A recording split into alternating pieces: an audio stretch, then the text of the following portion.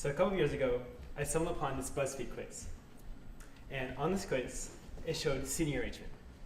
And it showed that the students who were sitting closest to the professor had the highest grades in the class. And this got me wondering, is this actually true? So I looked into it further. And it turns out the body of research actually strongly supports that the students who are sitting, even with randomized seating, the students who sit closest to the professor are most likely to get A's in the class. And it also worked conversely.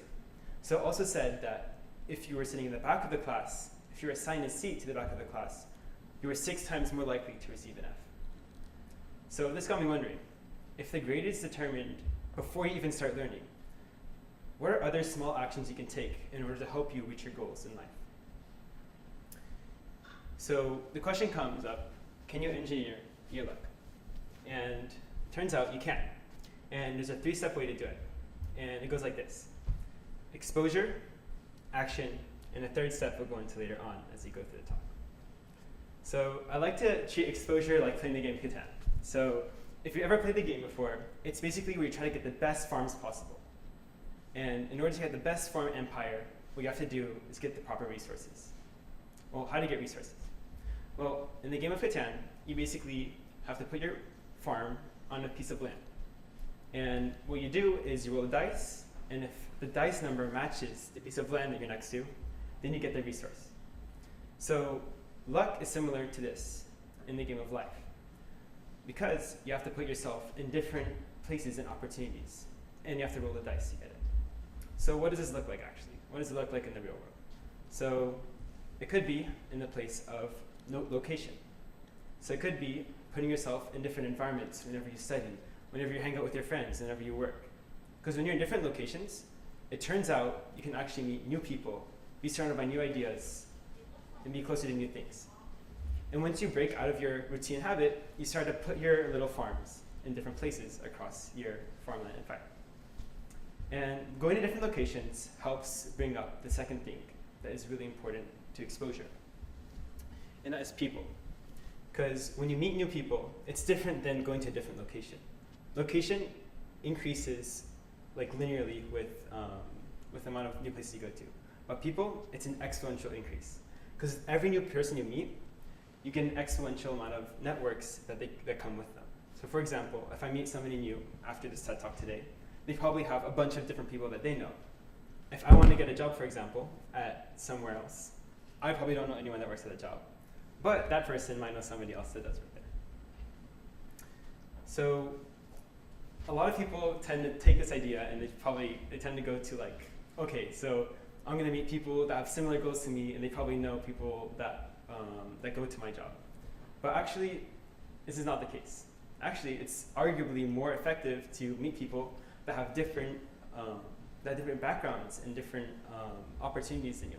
Because what they do is they find opportunities that don't pertain to them, and you work together in order to create a more like successful life for the both of you. So after you have exposure, now it's time to take action. So action in Catan is rolling the dice. Usually in Catan, you have one turn where you roll the dice. In life, it's not the case. You get to roll the dice infinite amount of times. So a lot of people take this action and they blindly see it as, okay, so I'm going to take as much action as I can without having the exposure. So what they do is, this is what I did before. So what you do is you go to LinkedIn Easy Apply, you hit that button like 1,000 times for a bunch of different internships, and then you probably get subscribed to like a bunch of like random emailing lists. But this is not the way to go about it. The way to go about it is using the people and the location you've been surrounded with and working together in order to reach your goals. So I tried testing this with this really competitive internship program called Nano at Stanford. If you don't know what Nano at Stanford is, it's a really, really hard internship to get in. About 200 people apply and only like 10 people get in. So I tried engineering my luck through location. I tried showing up on site to the laboratories. I tried going to their open houses. I tried connecting with people on LinkedIn, going in person, asking them questions, seeing how it's actually like. And I put in so much time and energy and effort into it that I thought I'd surely be able to get it. And I applied, and I got the first round of interviews. And I got to the second. And I thought, oh wow, I must get to the last round. Like I've been lucky so far. And if you can't tell by now, I didn't get it.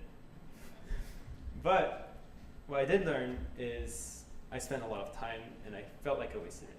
Honestly, I was feeling pretty down at this point. I spent so much time and effort into getting into a goal, but I didn't eventually get it. So I was down on my luck, and I felt pretty bad for the next few weeks. And while I was scrolling Instagram Reels one day, I saw this quote. 99% of gamblers quit before their big win. And this quote honestly changed my life. Because it made me think, what if you're the 1% that doesn't give up? What if you think you're actually going to win? That's what like casinos do in order to like pull you in, like retain you. If you have a gambling addiction, do not listen to the rest of this talk.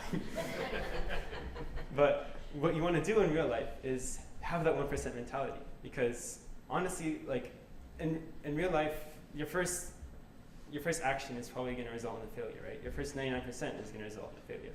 But if you're like crazy enough to think you're the 1%, then eventually you'll keep on applying and you'll keep on doing stuff that even like 99% of people won't do. So having this mentality, thinking you're a lucky person, actually has scientific backing around it. And there's a researcher, his name is Richard Wiseman, and what he did is he monitored 400 people for 10 years. That's like a long time, by the way, for like a research study. And what he did is he gave them surveys, he asked them questions, and he closely monitored them throughout the 10 years. And what he found out was that the people who identified as lucky were more likely to persevere through challenges. And they're more likely to turn bad luck into good luck. And what this means, like if you're applying for like internships and stuff, it means keeping on applying, changing a little bit every single time. So I tried this, and I tried keeping on applying for internships. I got rejected from like, I think 40 or 50 before I finally got one. And I'm happy to say that I got a different internship at Stanford, and this is my group right here. And I was pretty happy that I thought I was the 1%, and eventually my delusion worked out. And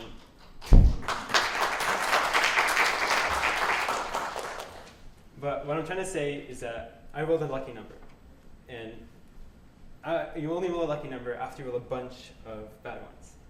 So what I want you guys, before you guys go home tonight, I want you guys to ask yourself a few questions.